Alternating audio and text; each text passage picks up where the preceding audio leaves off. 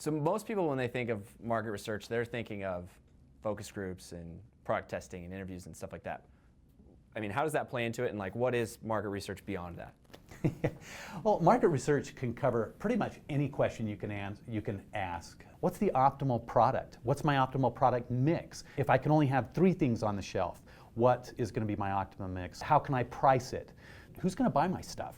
You know, who should I be targeting? Who should I be talking to? Who's going to get excited about what I can offer? Marketing research is all about understanding people, ultimately. We tend to use advanced analytics to kind of filter and weigh and make some sense out of all the data that are out there. And it's about optimizing decisions around pretty much everything in marketing. And then brand, brand kind of flows through all of it. Building a brand is so much more than coming up with a fancy logo, coming up with a name, and a tagline. Modern branding is about the customer experience. It's about taking care of a need that people will pay for, and then building an experience around your brand or product or service, whatever it is, and then having that flow all the way through so that people will want to buy you instead of competitors.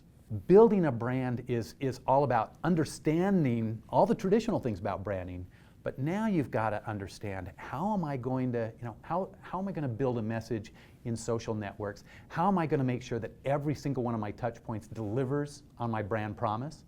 And then how is all that going to work together? We live in a hyper-competitive world, and it's harder to make optimal decisions across all those areas than ever before. What are your first steps? Say you're starting off your own new business and you're trying to figure out, what am I going to do? The first thing you're going to do is you're going to figure out, what can I offer to the marketplace that people will pay for? That's a step that sometimes people forget, that it's not all about, I'm really good at this. I can paint these really cool pictures, but nobody will actually buy them from me. How do I find the people who will buy that particular kind of a picture?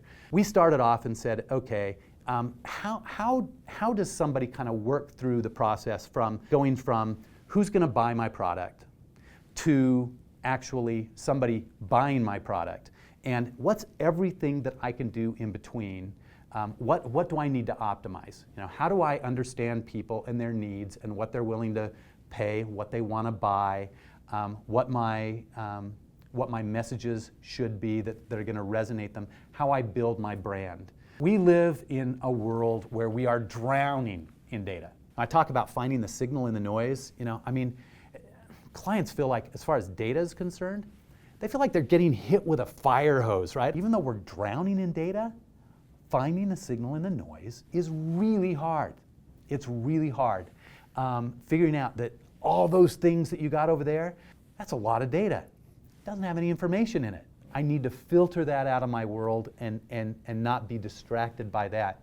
And so I think that's one of the real problems with just all the data, is how hard it is to stay focused on the data that answer the questions that you need to answer to drive your business forward.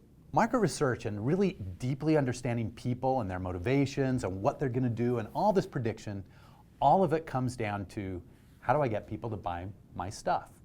And why do people buy stuff?